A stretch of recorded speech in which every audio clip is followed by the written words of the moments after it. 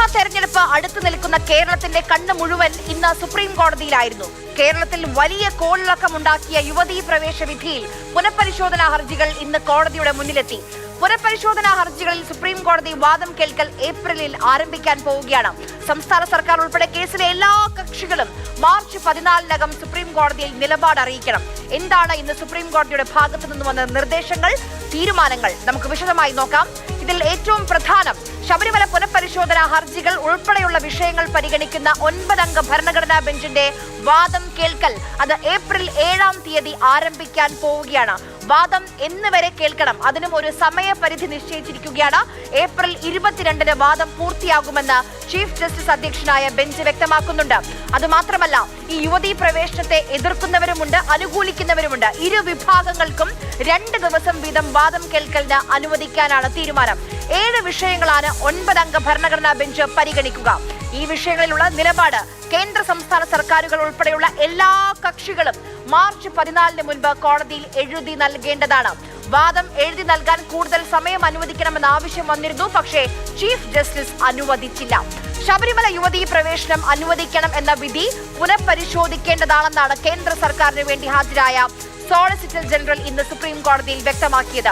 അതായത് യുവതീ പ്രവേശനത്തെ എതിർക്കുന്നു എന്ന നിലപാടാണ് കേന്ദ്രം ഇതിലൂടെ സുപ്രീം കോടതിയെ ഇന്ന് അറിയിച്ചിരിക്കുന്നത്. ഇനി സംസ്ഥാന സർക്കാരിന്റെ നിലപാട് എന്താണ്? പുനഃപരിശോധനാ ഹർജികളിൽ ഇതുവരെ എതിർത്തിരുന്നു എന്നാണ് സംസ്ഥാന സർക്കാരിന് വേണ്ടി ഹാജരായ മുതിർന്ന അഭിഭാഷകൻ ഇന്ന് കോടതിയെ അറിയിച്ചത്. പുതിയ തീരുമാനം എന്താണെന്ന് അദ്ദേഹം വ്യക്തമാക്കിയതുമില്ല ഇന്ന് കോടതിയിൽ. കേസിൽ അമിക്കസ് ക്യൂറിയായി സീനിയർ അഭിഭാഷകൻ കെ പരമേശ്വരനെ സുപ്രീം കോടതി ഇന്ന് നിയമിക്കുകയും ചെയ്തിട്ടുണ്ട്. എറണാകുളം സ്വദേശിയായ പരമേശ്വർ പുതിയ 9-അംഗ ബെഞ്ച് സംബന്ധിച്ച വിജ്ഞാപനം ചീഫ് ജസ്റ്റിസ് ഉടൻ പുറത്തിറക്കുകയും ചെയ്യും.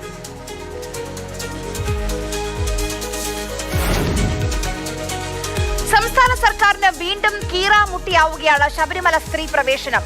പുനഃപരിശോധനാ ഹർജിയുടെ വാദത്തിന് സുപ്രീം കോടതി നിർദ്ദേശിച്ച സമയക്രമം അത് നിയമസഭാ തെരഞ്ഞെടുപ്പ് പ്രചാരണത്തിനിടെയാണ്. നിർണായക തെരഞ്ഞെടുപ്പിനിടെ സംസ്ഥാന സർക്കാർ മലക്കം മറിയുമോ? ഇന്ന് സർക്കാർ അഭിഭാഷകൻ പറഞ്ഞ പോലെ ഇതുവരെ സ്ത്രീ പ്രവേശനം വേണം എന്നതായിരിക്കുമോ തുടർന്നും നിലപാട് എന്നാണ് നമുക്കറിയേണ്ടത്. യുവതികൾക്ക് ശബരിമലയിൽ പ്രവേശിക്കാമെന്ന വിധി തിരുത്തണമെന്ന നിലപാട് സർക്കാരിനുണ്ടോ? ഇതായിരുന്നു ഇന്ന് നിയമമന്ത്രിയോട് മാധ്യമങ്ങൾ ചോദിച്ചത്. യെസ് ഓർ നോ ഉത്തരം പറയാനാകില്ല എന്ന് പി രാജീവ്. ഇത് ഒരു പത്രസമ്മേളനത്തിൽ ഒബ്ജക്റ്റീവ് ടൈപ്പ് ചോദ്യമല്ലല്ലോ. ഇത് സുപ്രീം കോടതിയിൽ സർക്കാർ കൊടുത്ത അഫിഡാവിറ്റിൽ ഒരു ഭാഗത്ത് വളരെ കൃത്യമായി പറഞ്ഞിരുന്നു, ഇത് ദീർഘകാലമായി നിലനിൽക്കുന്ന ആചാരത്തിൻ്റെ ഭാഗമായതുകൊണ്ട് ഹിന്ദുസത്തിൽ നല്ല ആഴത്തിൽ പാണ്ഡിത്യമുള്ള ആളുകളും അൺകറപ്റ്റഡ് ആയിട്ടുള്ള സാമൂഹിക പരിഷ്കർത്താക്കളും ചേരുന്ന ഒരു കമ്മീഷൻ നിയോഗിച്ച് ഇത്തരം കാര്യങ്ങളിൽ അവരുടെ അഭിപ്രായത്തിനാണ് പരിഗണന കൊടുക്കേണ്ടത് എന്ന് ഞങ്ങൾ അന്ന് പറഞ്ഞിരുന്നു. സുപ്രീം കോടതി അംഗീകരിച്ചില്ല. നിങ്ങളവിടെ നിൽക്കട്ടെ, ഞങ്ങൾ ഇതിലേക്ക് പോകും എന്ന് പറയാൻ പറ്റുമോ? ഇത് തിരുത്തണോ ഇല്ലയെന്നോ ഇപ്പം തീരുമാനിക്കുന്നതിന് മുമ്പ് ഈ അടിസ്ഥാന പ്രശ്നങ്ങൾ വരട്ടെ. സുപ്രീം കോടതി നിർദ്ദേശത്തിന്റെ സാങ്കേതികത്വം പറഞ്ഞ് ഉരുണ്ട് കളിക്കുകയാണ്. നിലപാടെടുക്കാനാകാത്ത നിസ്സഹായ അവസ്ഥ പാർട്ടി സെക്രട്ടറിയിലും പ്രകടമാണ്. ഗവൺമെന്റിനെ സംബന്ധിച്ചും പാർട്ടിയെ സംബന്ധിച്ചിടത്തോളം നിങ്ങളുടെ നിലപാടെന്താണ് എന്നതിനെ സംബന്ധിച്ച് ചർച്ച ചെയ്യാൻ ഇപ്പം മുതിരുന്ന കാര്യം കോടതിയുടെ ഭാഗമായിട്ടാണ് സ്ത്രീ പ്രവേശന പ്രശ്നം വേണമെന്നും വേണ്ടെന്നും തീരുമാനിച്ചത്. അത് അടിസ്ഥാനപ്പെടുത്തിയിട്ടുള്ള നിലപാടാണ് ഇവിടെ എല്ലാ കാര്യവും ഗവൺമെൻറ് എടുക്കുക. പിന്നെ പാർട്ടി എടുക്കേണ്ട നിലപാടെന്താണെന്ന് അത് വേറെ കാര്യം. ഗവൺമെൻറ് എടുക്കുന്നതും പാർട്ടി എടുക്കുന്ന നിലപാടും ഒന്നായിക്കൊള്ളുന്നില്ലല്ലോ. ഗവൺമെൻറ്റിന് ചില ഗവൺമെൻറ്റിൻ്റെ നിലപാടുണ്ടാകും. ഇടതുപക്ഷം അംഗീകരിക്കുന്ന അല്ലെങ്കിൽ CPIM മുന്നോട്ടേക്ക് വെക്കുന്ന എല്ലാ കാര്യങ്ങളും അതേപോലെ നടപ്പിലാക്കുന്ന ഗവൺമെൻറ്റാണ് ഇടതുപക്ഷ മുന്നണി ഗവൺമെൻറ് എന്ന് ധരിക്കാൻ പാടില്ല. ഇനി എന്താണ് കോൺഗ്രസിന്റെ നിലപാട്? അധികാരത്തിലെത്തിയാൽ യുവതികളെ പ്രവേശിപ്പിക്കണമെന്ന സത്യവാങ്മൂലം അത് തിരുത്തുമെന്നാണ് UDF പറയുന്നത്. സുപ്രീം കോടതിയിൽ ഗവൺമെന്റ് കൊടുത്തിരിക്കുന്ന അഫിഡവിറ്റ് തിരുത്തണം. അത് തിരുത്തിയില്ലെങ്കിൽ ഇവരുടെ കാപട്യം പുറത്തു വരും. അത് ഈ ഗോവിന്ദന് മനസ്സിലായില്ലെങ്കിൽ ഞാൻ എന്ത് ചെയ്യാൻ പറ്റും? ഗവൺമെന്റ് ഉരുണ്ട് കളിക്കുകയാണ്. അഴകുഴമ്പൻ സമീപനമാണ്. 10 മിനിറ്റ് മതി ഒരു അഫിഡവിറ്റ് തയ്യാറാക്കാൻ. സാമൂഹ്യ സാഹചര്യങ്ങൾ മാറി, അതുകൊണ്ട് ഗവൺമെൻറ്റിൻ്റെ അഭിപ്രായം മാറി. ശബരിമലയിലെ സുപ്രീം കോടതി വിധി നടപ്പാക്കരുത്, സ്ത്രീ പ്രവേശനം അനുവദിക്കരുത്. ഇതാണ് സർക്കാരിൻ്റെ നിലപാടെന്ന് തിരുത്തി കൊടുക്കാൻ എത്ര മണിക്കൂറത്തെ ചർച്ച വേണം? അഫിഡവിറ്റ് തിരുത്തി കൊടുക്കണം സർക്കാർ. ഞങ്ങളുടെ ഗവൺമെൻറ് വരുമ്പോൾ ഞങ്ങൾ തിരുത്തി കൊടുക്കും. സർക്കാരിന് ഉറപ്പില്ലെങ്കിലും സർക്കാർ യു ടേൺ അടിക്കുമെന്ന് BJP ഉറപ്പിച്ചു പറയുന്നു.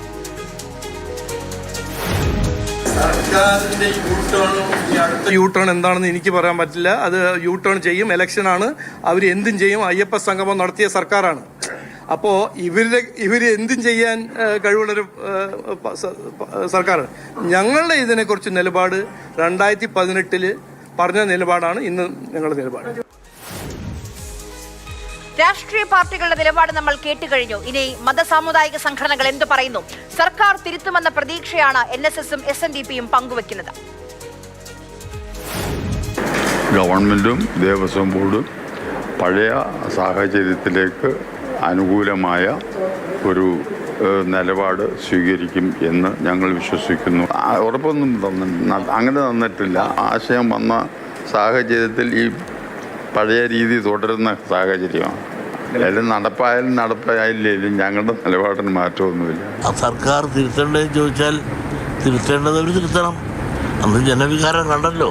ആ ജനവികാരത്തിൻ്റെ അടിസ്ഥാനത്തിൽ പിന്നീട് സർക്കാർ തിരുത്തിയതിൻ്റെ പ്രവർത്തനം കൊണ്ട് തിരുത്തിയായിട്ട് നമുക്ക് കാണാൻ സാധിക്കുമായിരുന്നല്ലോ. ഗവൺമെൻറ്റിന് ആയാലും ആരുടേതായാലും അഭിപ്രായങ്ങൾ പറയാനൊരു അവസരം ഇന്ന് കോടതി കൊടുത്തിട്ടുണ്ട്. അതിനെപ്പറ്റി ചിന്തിച്ച് ഒരു തീരുമാനം കോടതി എടുക്കട്ടെ.